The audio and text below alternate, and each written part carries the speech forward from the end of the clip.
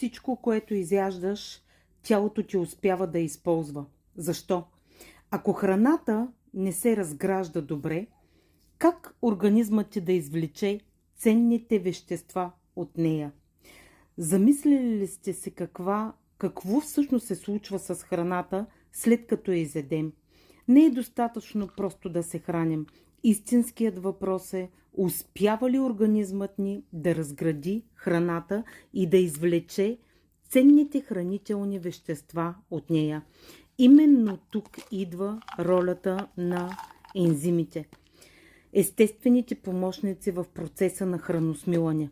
В комплекса на Aquasource ензими са 5 растителни ензима, които работят върху различните видове храносмилателни вещества.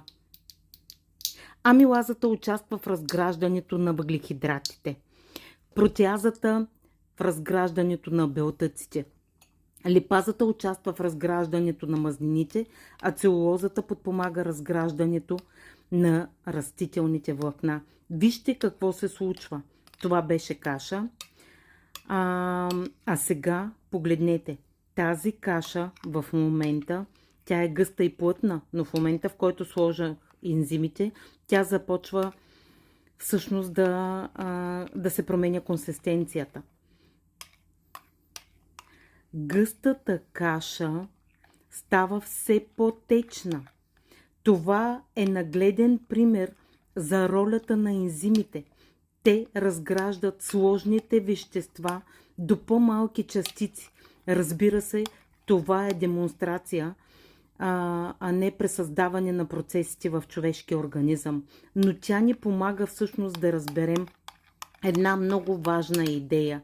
Когато храната е добре разградена, хранителните вещества могат да бъдат усвоени и използвани от организма ни, а не просто да преминават през него и да си отиват. Понякога не става въпрос само за това какво ядем, а какво реално успяваме да усвоим.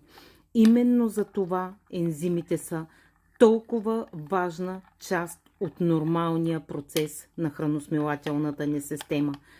И докато ви изговоря това, което е важно за ензимите, вижте как гъстата каша се превърна в водичка.